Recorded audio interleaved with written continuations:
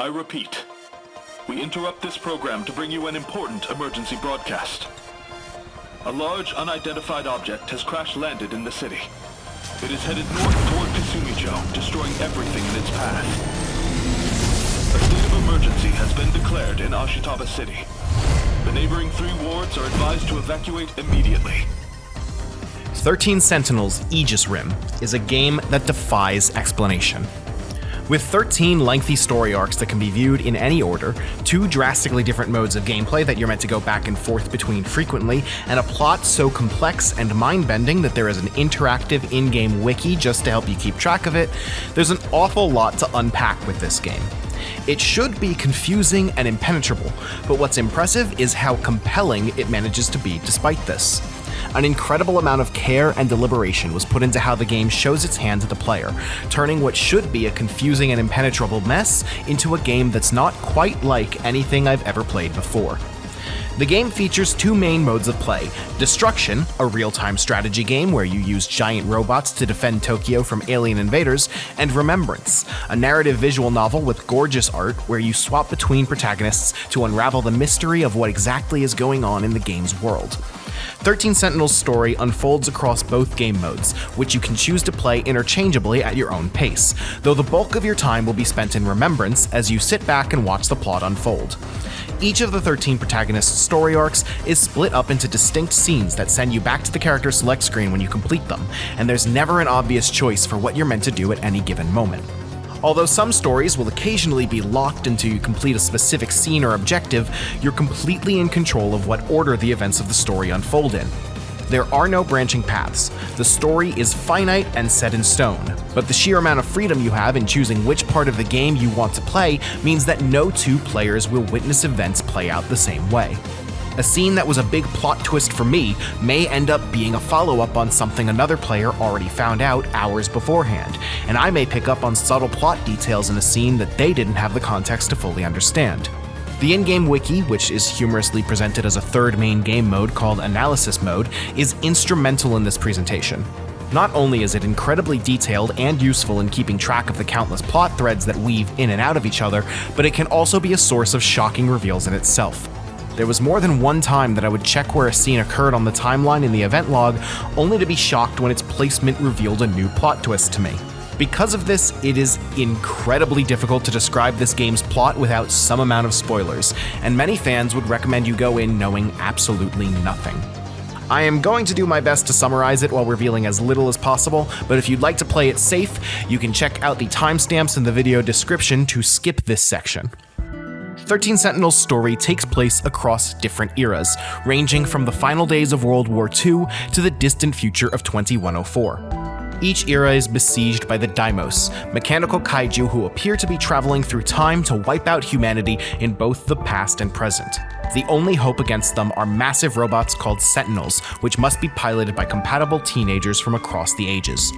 Although the Sentinels can travel through time, there are a fixed number of time periods that they can access, and humanity now makes its final stand in 1985, the only era that is yet to be destroyed by the Daimos.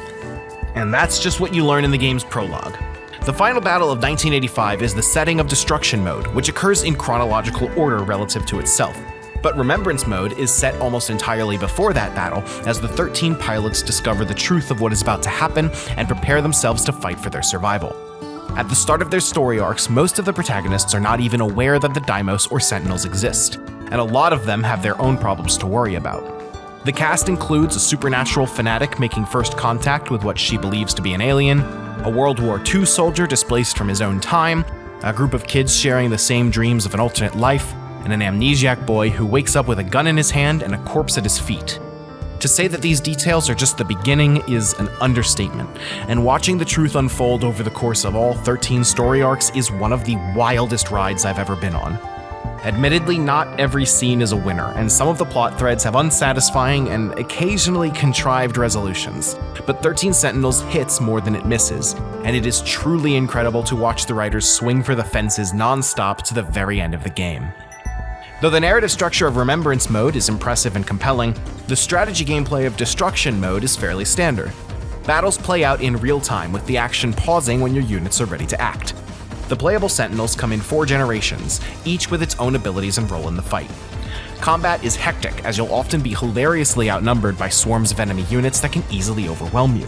Missiles can be shot down in the air, and direct attacks can be avoided as on-screen indicators let you know when you're in danger, but the trade-off is that if you're caught off guard, you'll get hit pretty hard. The downside of Destruction Mode is that characters tend to blend together, as the Sentinels in each generation share the same pool of abilities, making the choice of which units to use relatively arbitrary. The game attempts to mitigate this with a system called Brain Overload, where characters will be forced to rest and become unselectable every few battles. But this is very easy to get around, since there's nothing stopping you from replaying previous, easier fights in order to get your units back on the field. Because of this, the time spent between fights, upgrading units, and organizing my team was more tedious than engaging. Destruction Mode also suffers from a simple lack of focus in comparison to Remembrance. Destruction is a much smaller percentage of the game's runtime, and at times I went multiple real-life days of regular play without touching Destruction once.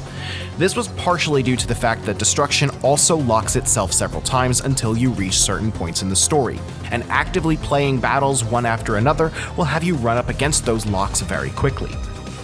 Every time I finally revisited Destruction, I'd have to spend some time remembering what all my units' builds were because I simply hadn't played it in so long. There isn't a whole lot that incentivizes you to switch between Destruction and Remembrance at a regular pace. So unless you're making an active effort to keep them balanced throughout the game, it'll often end up feeling like you have to stop playing your visual novel every now and then to play StarCraft for a couple of hours. The Switch version of 13 Sentinels marks the first time it's been available on anything other than PlayStation 4, and there was a lot of concern about how well the game would run on a handheld system, since the later battles in the game famously had performance issues even on PS4. I was worried that if more powerful hardware had trouble at times, then the less powerful Switch would struggle just to run the game at all. Thankfully, that is not the case, and the Switch version is a comparable experience to the original PS4 release. There are still noticeable drops in frame rate during hectic stages, and even Remembrance Mode occasionally has some slowdown, but the majority of the game runs at a smooth and stable 60 FPS. I first played 13 Sentinels on PS5 after the Switch version was announced, because I feared that the Switch would be the inferior way to play it, and my time with this port has left me feeling like I made the wrong decision. 13 Sentinels fits on Switch so well that it feels like it was made for handheld systems, which, in fairness, it kind of was. A Vita version was originally planned before the game was delayed so much that the idea of releasing a new game on Sony's dying handheld was laughable. Because of that, this version feels like 13 Sentinels is finally where it was meant to be all along. This game is wild and weird in all the best ways, and there has never been a better time to play it than right now. This video was made possible by our generous supporters on Patreon. Did you know that Nintendo World Report is funded directly by fans like you? When you support Nintendo World Report on Patreon, you get immediate access to multiple exclusive podcasts every month, exclusive Discord channels, an early look at select content, and more, all for as little as $1 a month. Check out patreon.com/NWR for all the details.